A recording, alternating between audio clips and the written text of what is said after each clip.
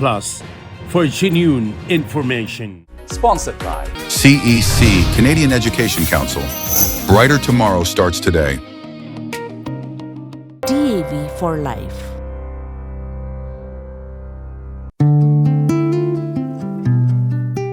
Info Plus for genuine information. Namaste and welcome to Info Plus on Himalaya Television. I'm the host Rebecca Terai. Today we are focusing on development, economic growth and Nepal's partnership with one of its key multilateral development partners. Joining us today is Mr. Arnaud Cauchois, Country Director of the Asian Development Bank for Nepal. We'll be discussing Nepal's development priorities, infrastructure progress, economic challenges and the role of ADB in supporting sustainable and inclusive growth in the country.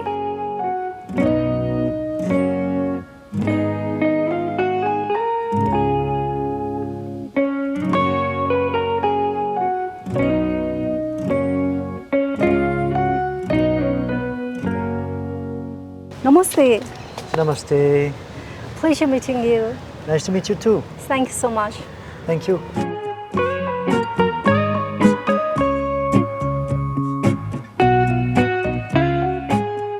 From strengthening water management systems to leading major development initiatives across South Asia, Mr. Arnaud Cauchois serves as the Country Director of Asian Development Bank in Nepal.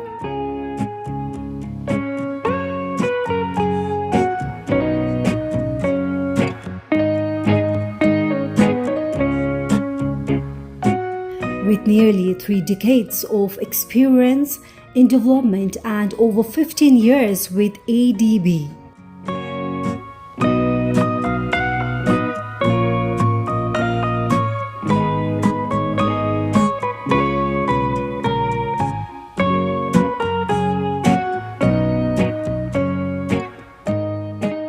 Mr. Cauchois, the French development expert, returns to Nepal at a crucial time for the country's economic recovery, infrastructure growth, and sustainable development goals.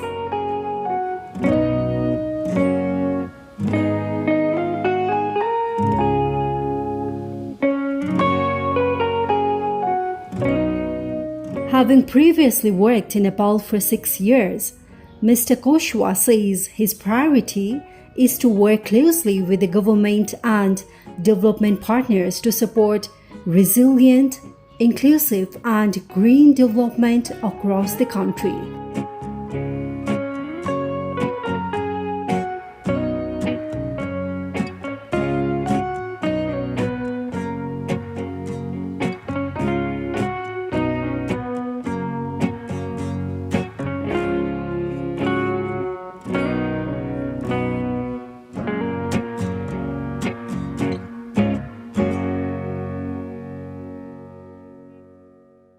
Info Plus for genuine information. Namaste and welcome to Info Plus on Himalayan Television. It's a pleasure to have you here with us, Mr. Arnaud Cauchois. Namaste, and thank you very much for having me. Before we talk about development and Nepal, I did love to hear about your personal journey. What inspired you to work for development and eventually join ADB? Well, actually, I was a very lucky kid. My parents traveled across the globe. They were expatriates. And so as a teenager, as a young kid and teenager, I had the opportunity to live in Indonesia, in Egypt, in Algeria, in many countries, and this has really grown very strongly in me, and I developed a taste for discovering new culture, different peoples, and so on and so forth. And when I started to think about my study, I knew that I would have to travel, that this was something I wanted to continue. And I was lucky enough to be accepted in a very interesting school when I did my agriculture and irrigation engineering school, which would specialize me to work with developing countries. And that opened, the way for me to continue to travel and to have an international career. So I started working with NGOs, being very close to the field, working in Ecuador, in Vietnam with farmers, spending hours working in the fields, and Afghanistan also during very difficult time, working with farmers. But as I work with NGO, I started to realize that I could have greater impact if I was going a little bit higher into the institution to try to have a greater influence on the policies of development and how to, deliver development. So then I joined the European Commission, and from there, after several years working for the European Commission, I joined the Asian Development Bank. That sounds very interesting. As you mentioned, that you have worked for many different countries and regions. When you first arrived here in Nepal as the country director of ADB, what truly stood for you the most? Well, first I was extremely happy to come back in that country where I had already worked for ADB for 6 years. And I had loved every day of that 6 years, to be frank. But I was also very confident that I could have a greater impact in this new position, which was giving me, tremendous opportunities. I had excellent knowledge of the country. I had a lot of Nepali friends, which is always good when you come in a new country. And I think I was appreciated also and respected for my competence. So I was thrilled and ready, I would say, to get on the job and to try to have an impact for Nepal. And how has been your journey so far, professionally and personally? My journey, in Nepal, as I said in the beginning, for the first 6 years, I was definitely more on a technical stream. And I had the opportunity to work with people to develop, amazing projects. And it has been a mix of, of course, successes and failure. But I think what was very important was not to lose hope and to continue to work closely, to take the difficulties as opportunity to learn and help actually everyone to continue to move forward. And I think when I came as a country director, I applied the same logic, understanding the constraints, understanding the mentality, understanding the weakness and the strengths of people was very important. And I think very important also to work closely to my stakeholders, right? So as a country director, of course, it was more with the high official of the administration, but also with a politician to debate about what Nepal needed and didn't need, and try to help them, move the needle in the right direction, or what we thought could be the right direction for Nepal. And as Nepal and ADB shared a partnership since a very long decades, from your perspectives, how has this relationship evolved over the years? Well, I would say with Nepal we have had a great relationship. I think since 1996, where Nepal became a member of ADB, I think we have been with Nepal all along the journey, through crises, through disasters. We have never disengaged. We started, of course, in Nepal with modest approach, modest investment in agriculture in the beginning, in the 70s, but nevertheless meaningful, civil aviation, airports, and so on and so forth. But I think our relation really strengthened when in 1989 we opened a resident mission here with a country director like me and staff. This has enabled much stronger day-to-day and close relation and has helped us being more focused on the priority, being more attentive to Nepal's needs. We stayed on even during the revolution, and we continue to invest and trust Nepal. At that time, for example, we financed the 144 megawatt Kaligandaki hydropower project, which was approved in the 1990s, and which was instrumental to produce energy as a country was getting out from the crisis. But beside that, we have also helped Nepal with a lot of tremendous economic infrastructure investment, highways, rural roads connecting people to market, to services. We've been active in education, in agriculture.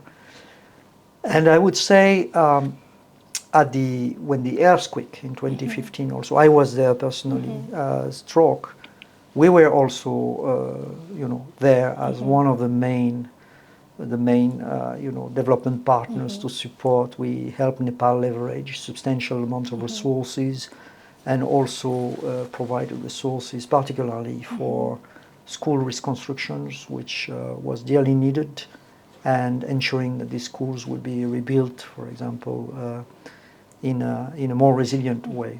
So this is a long journey, and now I think Nepal is ready to go to the next stage. I think there is a need for Nepal to broaden its economy, to generate jobs, and so we are very much working in close relation with the government to help attract more private sector investment, including FDIs, adopt the right policies for that, progress in digitalization, and so on and so forth. So it's a journey that continues, I would say. And as we know, ADB recently unveiled its country partnership strategy 2025 to 2029 for Nepal. Could you walk us through the priorities of this strategy and what kind of long-term impact it aims to create in future? Yeah, we effectively developed this strategy, which was approved last year by a board. First, I think the originality of that strategy is that it was developed through a joint strategic approach with the World Bank, bringing the two institutions to support the same stream of priority. And of course, these priorities were based on the government priorities also, but also based on intensive consultations at the federal level, but also local government level, people, including the youth, which we had a specific survey launch for. And this priority, basically, this strategy, is really looking at supporting growth, economic growth, but more particularly job creation. And it's basically structured around three key strategic priorities. The first one is, of course, to unlock private sector for job creation, and that means basically continue, of course, to support investment into economic infrastructure, energy, roads, urban development, which are needed for the country to progress in its competitivity, but then also very importantly support private sector reform to unlock, the many blockages that are here at the moment, and that are somehow not. I would say that the business environment is not conducive enough at the moment for this to happen.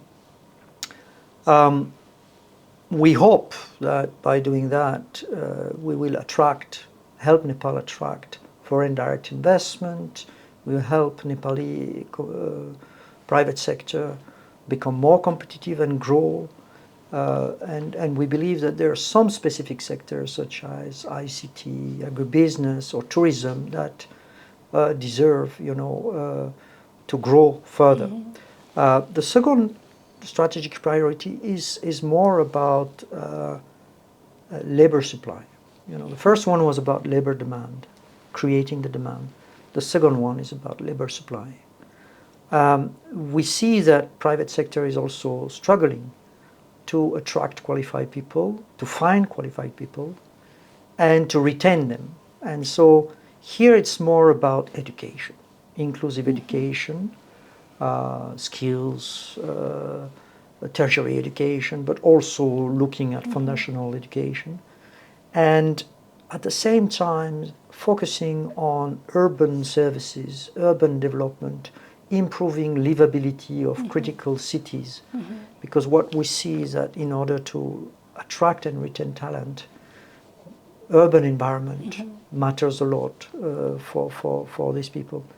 And you have a lot of people leaving the country at mid-career because, it's not that great, we have to say, to live in Kathmandu, right? When you have pollution, when you have hectic water supply, and so on and so forth, right? Traffic.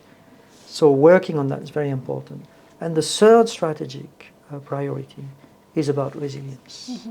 Nepal is highly susceptible to climate change impact, to disasters, and it's critical to build resilience in infrastructure particularly. And for that we're working on helping fill the policy gap of the government to make sure that resilience becomes mainstream and systematic in their legal and policy framework. We're working in building capacity, how to better assess climate risk when you design an infrastructure, a large infrastructure, how to better build this resilience, mitigate the risk, and so on and so forth. And then help Nepal to attract more climate financing, which so far they have not been able to tap very much. So that's basically the strategy.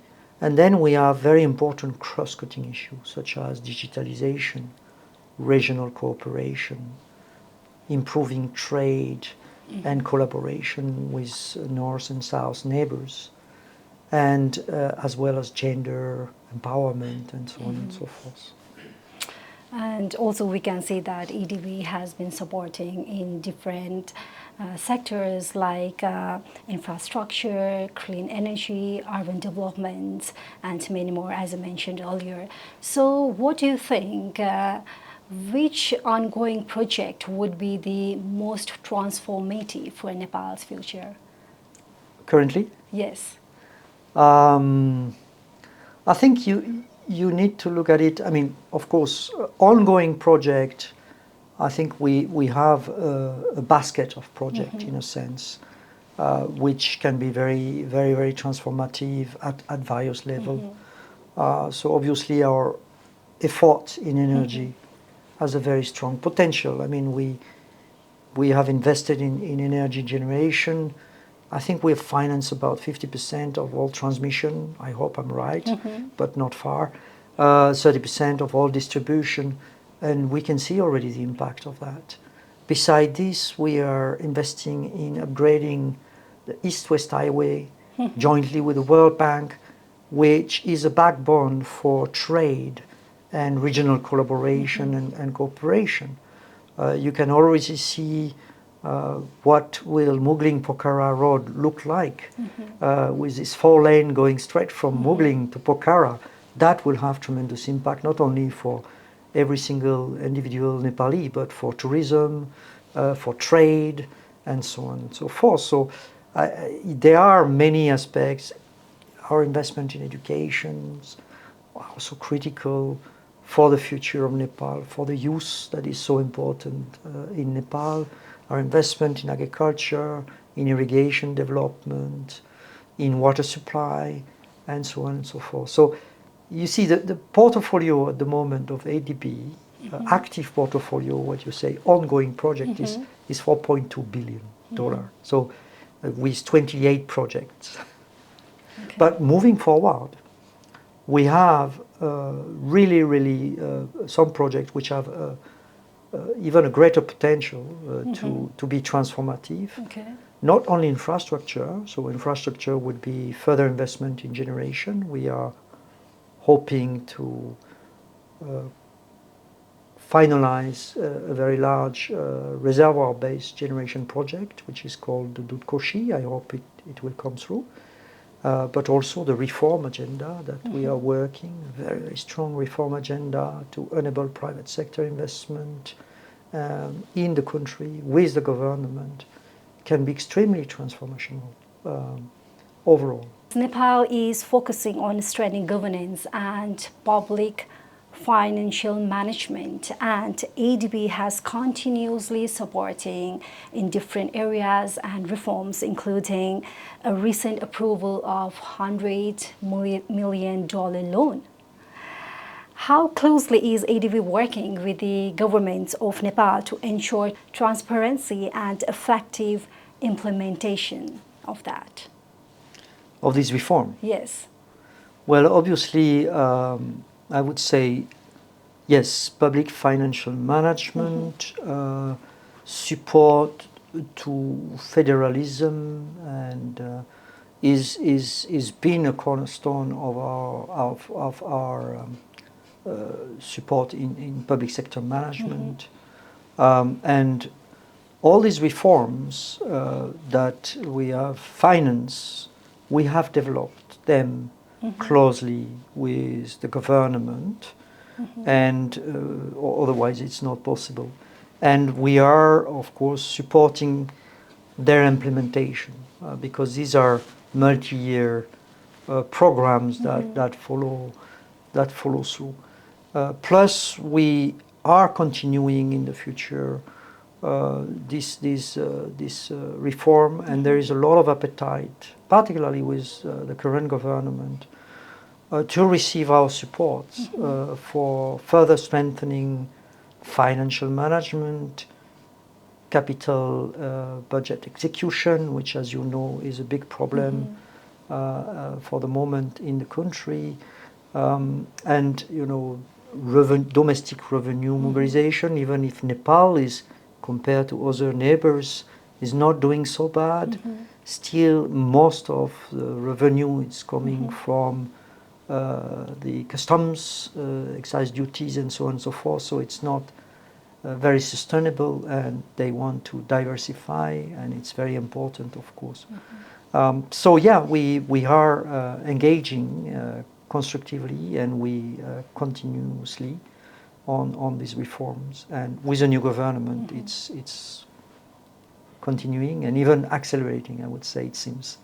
And another major area is digital transformation. As you mentioned earlier, ADB has been supporting Nepal in expanding digital services and improving public service delivery, as we know. How do you see technology changing the lives of the people, of Nepalese citizens, and what good things can we expect in future? Well, I think Nepalese, particularly the youth, are very much aware of the potential of this technology, and they have been asking for Nepal to move forward with a stronger agenda on digitalization. And so we're very happy to help with this agenda. Now, over the past few years, we were mostly involved in improving service delivery through digitalization at sector level. So, for example, we have been helping NEA digitalization of their customers handling. We've helped them roll out smart metering, and now a number of Nepali citizens receive directly their billing on their mobile every month. Some not yet, because there's still a lot to be done. And then you can pay online, and that's it. So that's utmost quality services. We hope that we can support also the same progress in the water sector, where we've been also engaging in digitalization. But more recently, we've also partnered with the World Bank to finance the Nepal Digital Transformation Project, which will then look at a more comprehensive package of modernization, including critical modernization in infrastructures, data centers, servers, and so on, and looking at up to 12, if I remember well, modernization of 12 service for citizens, from the driving license to which we all know is been partially working, and so on and so forth. So we know it's very important and dear to the heart of the Nepalese. They want this. They can see what's happening in India already. The national ID, having interoperability between all the systems, making sure that you don't have to bring the same paper each time you ask for a service, and so on and so forth. So we're very hopeful that we can help the new government, particularly, to achieve this in a good record time. Yeah, but it will take a bit of time. So people have to be patient also. It's not going to happen over 6 months, but it will be a gradual process. But it will happen, hopefully. So we can expect a very good thing very soon. Well, you have the two biggest MDBs supporting Nepal, joining hand to work with the government. If we fail there, then I don't think we can succeed. As you mentioned about hydropower earlier, energy is increasingly being seen as one of the Nepal's greatest opportunities, as we know, especially hydropower and regional electricity trade. How do you view Nepal's potential as a clean energy exporter in South Asia? And what role is ADB playing on this journey?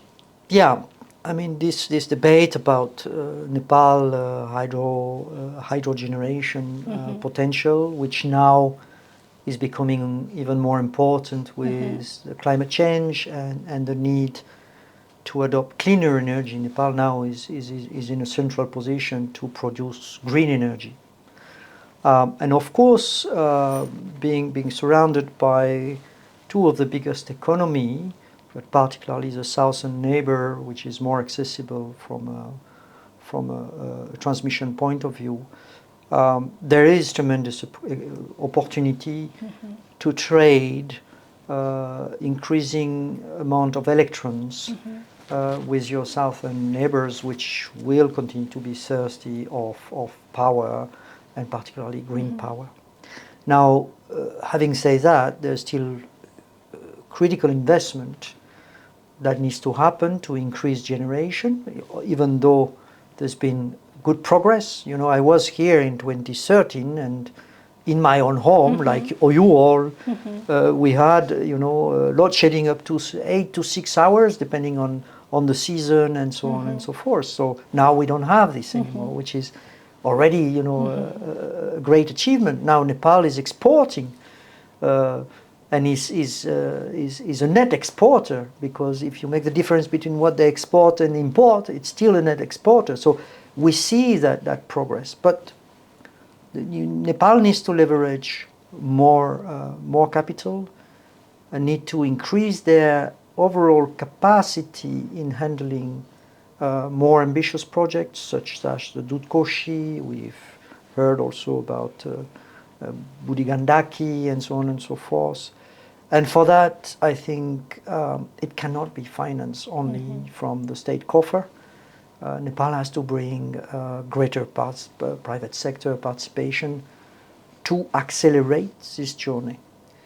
But having said that, yes, it's good to trade energy, but I think there is a very strong potential also to use this energy here.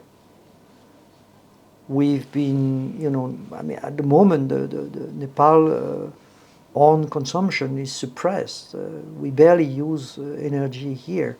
And if you increase generation, you have the potential to attract maybe industries in Nepal itself, create jobs, because a number of industries or ICT companies will be thirsty with green power.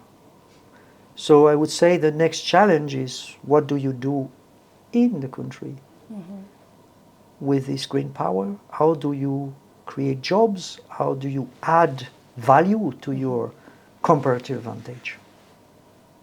And at the same time, we can see that Nepal is vulnerably affected in climate disasters like floods and landslide. How is ADB helping Nepal in strengthening climate resilience and better protect vulnerable communities of the country? Right. So as I said, it's one of the strategic priority of our country programming strategy.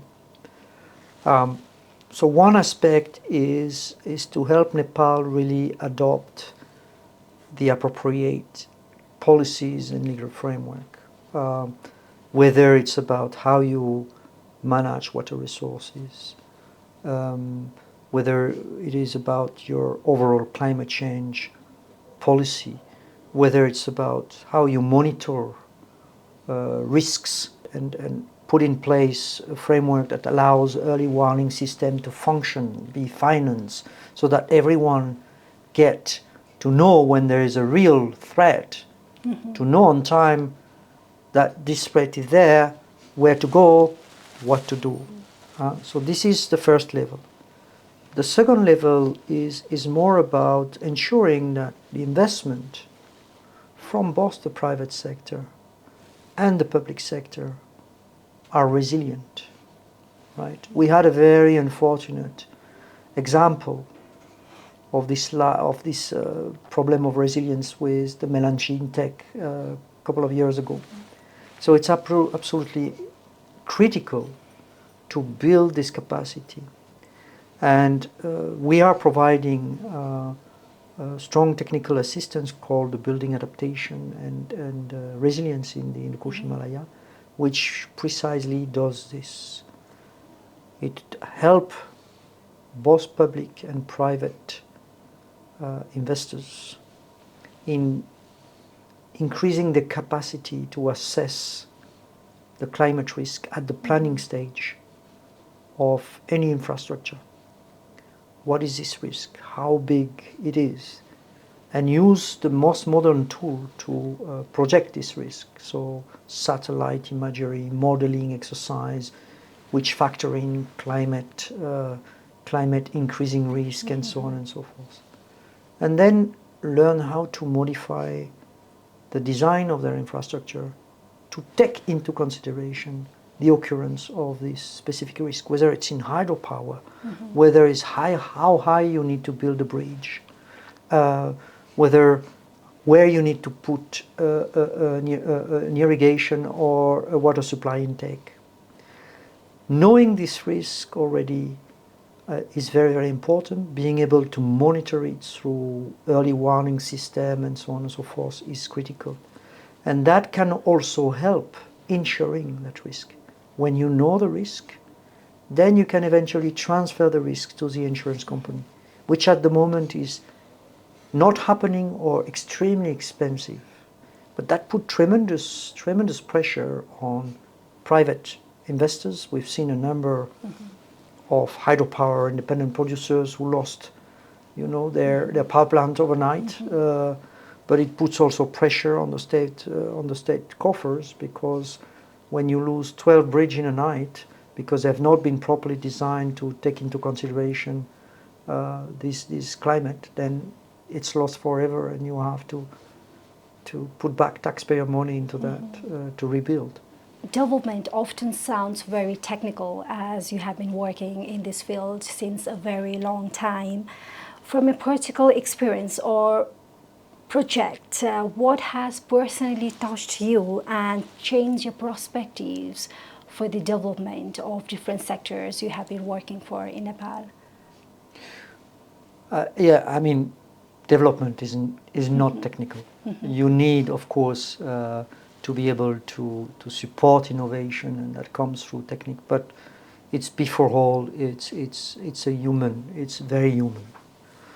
And so I have realized this quite early in my career, and through my training also, because as an irrigation engineer, strangely I had to do political anthropology,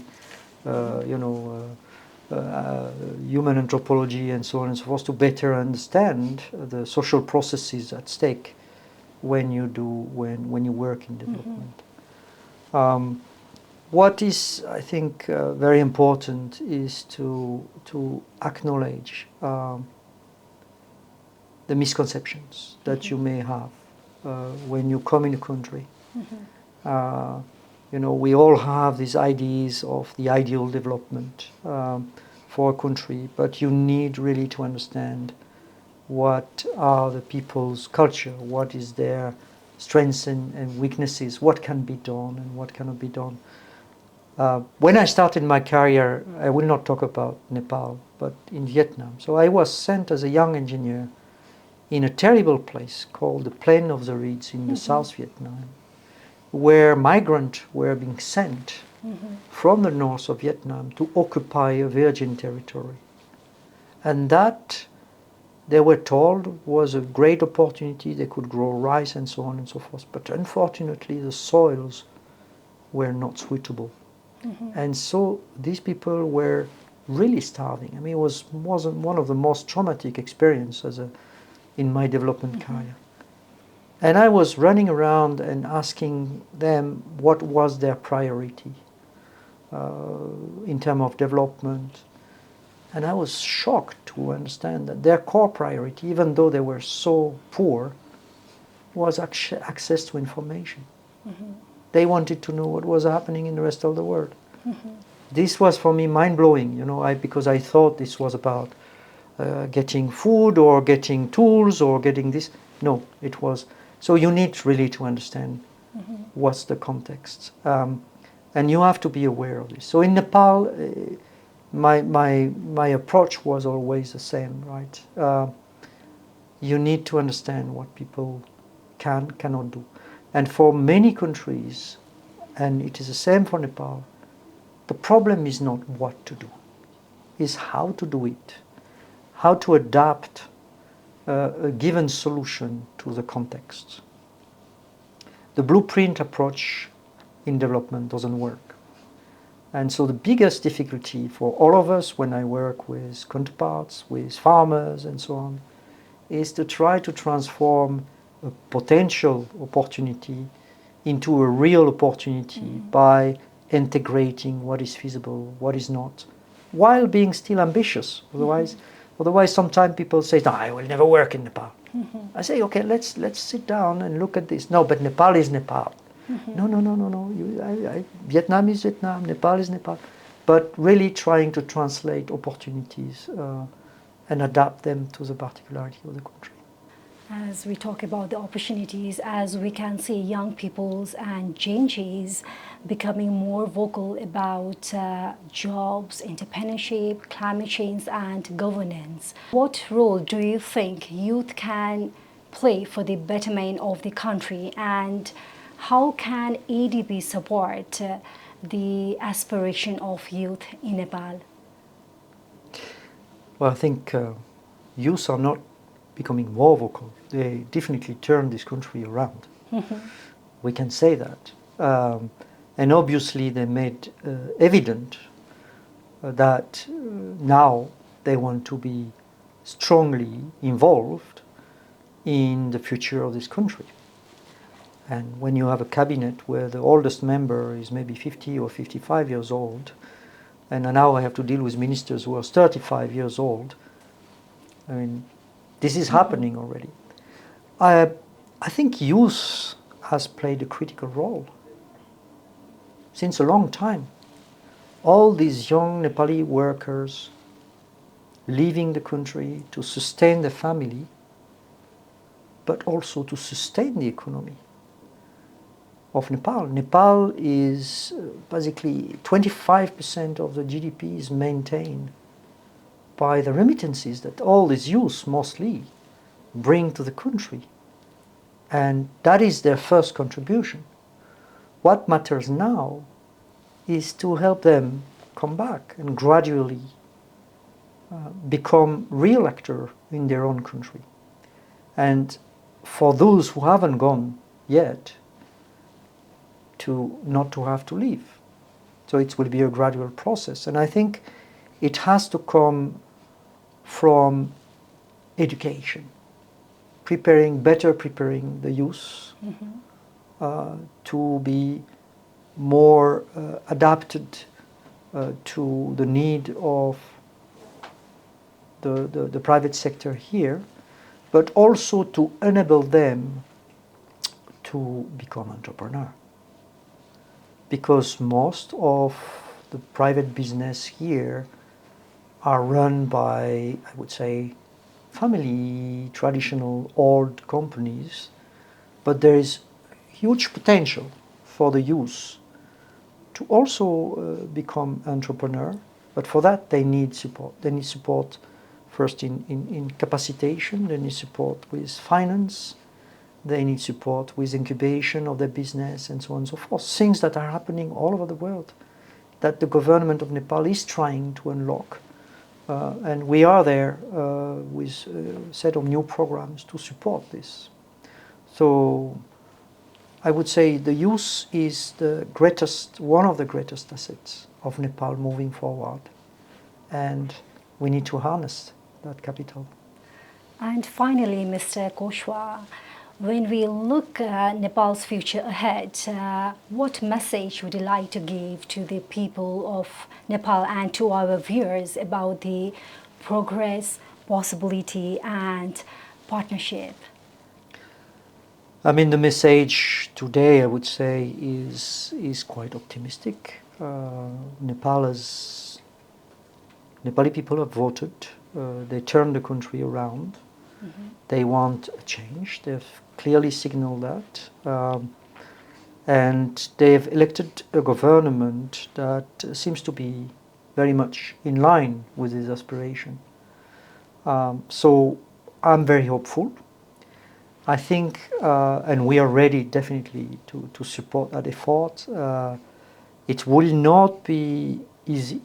It will take time, of course, not too long, I hope, but you know, to turn around things will take time. But we see that Nepal has great opportunities. First, it's in between the two biggest economies of the world, or one which is going to become, a very, very big economy very soon. So they have tremendous potential for business development and so on and so forth, simply by relying on these two biggest economies which are growing at a tremendous speed. Nepal also has this tremendous natural capital, beautiful mountains, beautiful nature. That's one asset. We talked about the energy, green energy, which can bring also a lot. And the youth, and this demographic dividend, which can bring a lot also. There is a window of opportunity now to harness all this. So with the right ingredient, the right policies, we can, definitely bring Nepal closer to a developed country in a steep trajectory. It's also about balancing things, right? So I want to stop a little bit here. Nepal needs to balance infrastructure development, like hydropower development, for example, with environment sustainability. You cannot kill environment to develop hydropower, because then you lose your tourism attractivity. So you lose an entire sector. So Nepal will have to be very careful how to balance hydropower development with tourism, how to build roads in non-sensitive area, how to manage urban development while not completely destroying Nepal's cultural heritage in terms of architecture and so on and so forth, how to preserve what makes Nepal so magic still today, right? Because I'm a Nepal lover.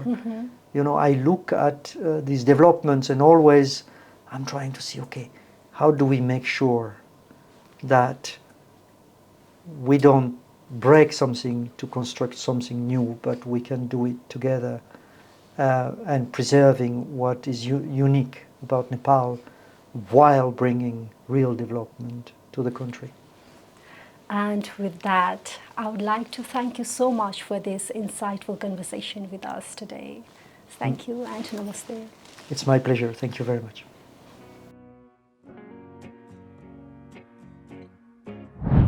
Mr. Arnaud Cauchois, thank you very much for sharing your valuable insights on Nepal's development journey and the continued partnership with the Asian Development Bank. We appreciate your perspectives on infrastructure, economic reforms, and sustainable growth for Nepal's future. And to our viewers, thank you for watching Info Plus on Himalayan Television. I'm Rebecca Chetri. Stay informed, stay connected, and we'll see you again in our next episode. Namaste. Info Plus for genuine information.